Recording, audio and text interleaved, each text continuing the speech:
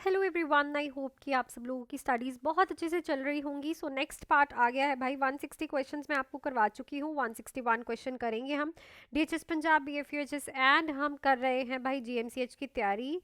सो अब तो भाई मार्च ख़त्म होने वाला है। सो अप्रैल के लिए रेडी रह जाओ। आपके एप्लीकेशन फॉर्म किसी भी टाइम आउट हो सकते हैं। अगर कोई भी बच्चा बैचेस ज्वाइन करना चाहता है तो 7973244089 पे डीएचएस पंजाब, जीएमसीएच एंड बीएफयूएचएस के फुल्ली थ्योरी कराई जाएगी बेसिक से। एमसीक्यूज एंड टेस्ट सीरीज के लिए 3 मंथ्स के बैच की फीस रहेगी 2199, 4 मंथ्स के बैच की फीस रहेगी 2499, 6 मंथ्स के बैच की फीस है 3199। बहुत ही अफोर्डेबल बैचेस की फीसेज हैं जिसमें मैं खुद से आपको स्टडीज़ करवाऊंगी। बैचेस जो रहेंगे लाइव क्लासेस होती है रेगुलरली, प्लस आपको रिकॉर्डिंग्स भी मिलती है। तो काफ़ी बच्चे मेरे को कॉल करके बोलते हैं मैम रिकॉर्डिंग्स का भी बताया करो। सो यस, रिकॉर्डिंग्स भी आपको मिलेंगी। बेसिक से बैच रहेंगे, everything is included in the batch according to you. आपको लग रहा है कि मैं इतने मंथ्स में कवर कर जाऊंगी मैम के साथ, सारे डाउट्स क्लियर कर लूंगी, तो आप उस हिसाब से अपना बैच ज्वाइन कर सकते हो। सो चलो चलती हूँ पहले ही क्वेश्चन पे। A patient with the liver cirrhosis has ammonia level of 85 microgram per DL, which dietary modification is most appropriate. तो एक पेशेंट है जिसको लिवर सिरोसिस है और हमने पढ़ा है कि जब भी लीवर खराब होता है तो अमोनिया लेवल्स इंक्रीज होते हैं, जो कि हमें दिख भी रहे हैं 85। नॉर्मल जो होता है दैट इज़ 15 to 45 और यहाँ पे 85 है, तो एल्मोनिया लेवल इंक्रीज है। तो कौन सी डाइटरी मॉडिफिकेशन इस चीज़ के लिए सही रहेगी? High protein diet, low protein diet, high carb diet and high protein diet, no dietary changes needed. So ammonia mostly protein से बनता है ना, सारा अमोनिया जो है प्रोटीन से बनता है। अब यहाँ पे लीवर खराब होता है इसीलिए लीवर अमोनिया को यूरिया में कन्वर्ट नहीं कर पाता। तो यहाँ पे अमोनिया को कम करने के लिए हम पेशेंट को अगर प्रोटीन देना बंद कर दें, नॉर्मल प्रोटीन, लो प्रोटीन दे पेशेंट को, ताकि अमोनिया फॉर्मेशन ना हो, क्योंकि ऑलरेडी अमोनिया बहुत ज़्यादा है बॉडी में।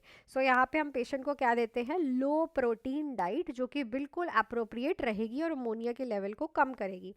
नेक्स्ट है the nurse is caring for a patient with the CKD has potassium level of 6.2, which ECG changes is most likely. तो BFUHS एंड DHS में ये वाले ECG चेंज का क्वेश्चन बहुत बार आया है कि हाइपर कैलीमिया है पेशेंट को, CKD है, ऑब्वियसली पोटाशियम बाहर नहीं निकलेगा तो अंदर इंक्रीज होगा। तो क्या ECG चेंजेस देखने को मिलेंगे? Prolonged PR interval, peaked T wave, ST segment depression, widened QRS complex. तो याद रखो, हाइपरकेलीमिया में हमें टॉल पीक्ड T वेव देखने को मिलती है। ठीक है, इसको ना 5 स्टार लगा के गोल्डन की पॉइंटर्स में अपना लिख भी लो, क्योंकि ये क्वेश्चन इतना ज़्यादा रिपीट हुआ है प्रीवियस एग्जाम्स में ECG का। नेक्स्ट देखो, patient with the chronic obstructive pulmonary disease is experiencing shortness of breath, which position is most beneficial. COPD वाले पेशेंट को सांस नहीं आ रहा तो आप कौन सी पोजीशन इसे दोगे? Supine with leg elevated, high Fowler with arm supported on the cardiac table, lying flat with the पिंडो अंडर द हेड, ट्रेंडलबर्ग पोजीशन। सो यहाँ पे फाउलर्स पोजीशन जो है उसको आंखें बंद करके टिक लगाया करो। जब भी किसी को सांस लेने में प्रॉब्लम आए तो फाउलर्स पोजीशन ही देते हैं, क्योंकि फाउलर्स पोजीशन लंग्स को एक्सपैंड कराती है। और अगर मैं कहूँ कि ये जो पोजीशन है इसको हम बोल सकते हैं ट्राईपॉड पोजीशन भी, जिसमें पेशेंट के हाथ हमने कहाँ रखे हुए हैं? टेबल पे। ठीक है ना? तो इस पोजीशन से पेशेंट इजीली सांस ले पाएगा। नेक्स्ट पे चलते हैं, sorry. The nurse is assessing a patient with the peritonitis, which finding is most concerning. तो पेरिटोनियल कैविटी की इन्फेक्शन एंड इन्फ्लामेशन हो गई है, कौन सी फाइंडिंग कंसर्निंग है? Rigid broad like abdomen, mild abdomen discomfort, hyper active bowel sound, soft non tender abdomen।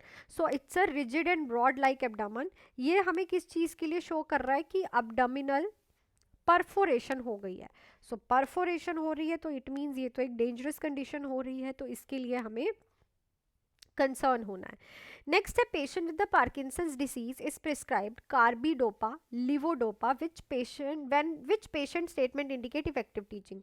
तो Parkinson's disease की ड्रग ऑफ चॉइस है ना, लिवोडोपा। तो ये अगर पेशेंट को दे रहे हो तो पेशेंट को आप दे रहे हो तो ऑब्वियसली टीच भी करते हो ना कि ये ड्रग ले रहे हो, कैसे लेनी है, क्या करना है। तो पेशेंट कौन सी ऐसी स्टेटमेंट बताएगा जिससे लगेगा कि उसको सब कुछ समझ आ गया है?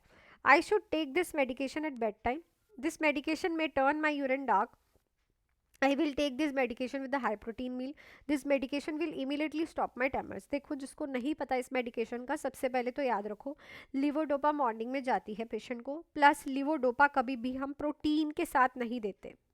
ठीक है, प्रोटीन के साथ इसको नहीं देंगे क्योंकि प्रोटीन इसका काम नहीं होने देगा। ठीक है ना, अंदर जाके इसका मैकेनिज्म ऑफ एक्शन नहीं होने देगा। प्लस लीवोडोपा क्या करती है, यूरिन को डार्क कर देती है, ठीक है, ये इसका कॉमन साइड इफेक्ट है, ठीक है। सो ये यूरिन को डार्क करती है, तो अगर पेशेंट को समझ आ गई है मेडिकेशंस तो वो डार्क यूरिन देख के घबराएगा नहीं, हम ये चीज़ बता देते हैं, ठीक है ना। तो इट मीन्स पेशेंट को क्लियर है, इफेक्टिव टीचिंग है। नेक्स्ट है, patient with Cushing syndrome is at risk for which complication. Cushing syndrome वाला पेशेंट किस रिस्क पे होता है, तो कुशिंग सिंड्रोम क्या है, कॉर्टिजोल का लेवल इंक्रीज है। कौन से रिस्क पे है पेशेंट, हाइपोटेंशन के, हाइपरकैलेमिया के, ऑस्टियोपोरोसिस, वेट लॉस। तो किसके रिस्क पे है, ऑस्टियोपोरोसिस। क्यों, डीमिनरलाइजेशन होने लग जाती है बोन्स की, ठीक है। मैंने आपको कॉर्टिजोल का लेवल जब कुशिंग सिंड्रोम कराया था उसमें मैंने बोला भी था बोन वीकनेस, ऑस्टियोपोरोसिस होती है, पेशेंट के इजीली फ्रैक्चर हो जाता है, ठीक है, कॉर्टिजोल्स के लेवल इंक्रीज होने की वजह से। नेक्स्ट देखो, patient with the burn injury is receiving IV fluid, which assessment finding indicate adequate fluid resuscitation. So burn injury वाले पेशेंट को आईवी फ्लूइड चल रहा है, तो इसमें से क्या चीज़ बताएगी कि फ्लूइड रिसस्टिकेशन जो आपने किया है वो बिल्कुल ठीक और प्रॉपर एडुकेट हो रहा है। यूरिन आउटपुट अगर 50 ml आ रही है, ठीक है। नेक्स्ट है ब्लड प्रेशर 88/50 आ रहा है, हार्ट रेट 130 है, पोटाशियम 6 है, तो पोटाशियम भी यहाँ पे इंक्रीज है, तो ये इफेक्टिवनेस तो नहीं बताएगा। Heart rate tachycardia, it means तो फ्लूइड रिसस्टिकेशन प्रॉपर नहीं हो रही क्योंकि हार्ट ज़्यादा धड़क रहा है, उसे फ्लूइड वॉल्यूम नहीं मिल रहा। बीपी भी कम है, ये भी हमें शॉक की तरफ इशारा कर रहा है। पर यूरिन आउटपुट अगर 30 ml/h से ज़्यादा आती है, ठीक है ना, यूरिन जो आउटपुट है वो 30 ml आ जाए, चाहे 30 ml/h से ज़्यादा आती है, दिस शोज़ कि फ्लूइड रिसस्टिकेशन वो है एडुकेटली और इफेक्टिवली हो रही है, काम कर रही है। नेक्स्ट है, the nurse is teaching a patient with the GERD which statement indicate need for further teaching. GERD के लिए आप पेशेंट को टीच कर रहे हो, इसमें कौन सी स्टेटमेंट है पेशेंट की जिससे आपको सुन के लगेगा कि मुझे अभी इसको और समझाना पड़ेगा। I will avoid caffeine and spicy food, I should eat large meat before bed time, I will elevate the head of my bed well sleeping, I should avoid lying down immediately after eating. So obviously देखो, bed time पे patient को अगर कह रहा है कि मुझे ज़्यादा बड़ी बड़ी मील्स खानी है तो दिस स्टेटमेंट इज़ रॉन्ग, तो ये स्टेटमेंट सुन के आपको पेशेंट को समझाना पड़ेगा। Obviously caffeine and spicy food avoid करना है क्योंकि ये एसिड रिफ्लक्स को इंक्रीज करता है। सोते टाइम बेड को एलिवेट करके रखना है और खाना खा के एकदम से लेटना नहीं है, थोड़ी सी वॉक करनी है। Next, the nurse is caring for a patient with severe anemia with symptoms required immediate intervention. Severe anemia है पेशेंट को, आप उसकी केयर कर रहे हो, क्या चीज़ इंटरवेंशन रिक्वायर करती है, fatigue, pallor, dyspnoea at rest, tachycardia and exertion. तो देखो अगर उसे रेस्ट करते भी सांस लेने में प्रॉब्लम आ रही है, दिस शोज़ की वर्जन अप हो रही है कंडीशन, ब्लड इतना ज़्यादा कम हो गया है कि पेशेंट ऑक्सीजन ही नहीं है पेशेंट की बॉडी में। क्लियर। नेक्स्ट देखो, patient with diabetic insipidus is receiving desmopressin, finding required immediate intervention. So diabetic insipidus क्या होता है भाई, ADH anti diuretic hormone level जो है बहुत डिक्रीज हो जाता है, तो इसीलिए वाटर अंदर बॉडी में रिटेन नहीं करता, बॉडी से पानी निकलता रहता है, तो इसीलिए हम उसे डेस्मोप्रेसिन देते हैं। तो इसमें से क्या चीज़ फाइंडिंग रिक्वायर करेगी immediate intervention, increase urine output, weight gain 2 kg in 24 hour, dry mucous membrane, serum sodium 145 microequivalent per liter. लिख दो भाई कमेंट सेक्शन में आंसर क्या आएगा। आई नो मैंने आपको जो डायबिटिक इंसिपिडस है क्लास में बहुत अच्छे से कराया है, और जो बच्चे सेल्फ स्टडी कर रहे हैं इजी क्वेश्चन है, आप लोग लिख दोगे।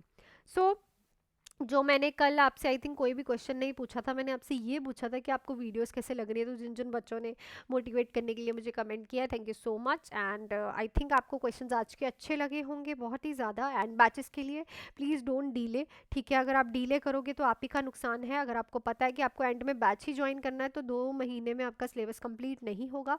ट्राई करो कि आप पहले ही बैचेस को ज्वाइन करके पढ़ना स्टार्ट कर दो। सो इस नंबर पे कॉल या फिर मैसेज करके DHS Punjab, GMCH and BFUHS के लिए आप ज्वाइन कर सकते हो। फुल थ्योरी बेसिक से MCQs एंड टेस्ट सीरीज के साथ। 3 मंथ्स के बैच की फीस है ओनली 2199, 4 मंथ्स की है 2499, 6 मंथ्स की 3199। आज ही ज्वाइन कर सकते हो। सो मिलती हूँ नेक्स्ट वीडियो में, till then do hard work, make your parents proud and all the best बच्चा।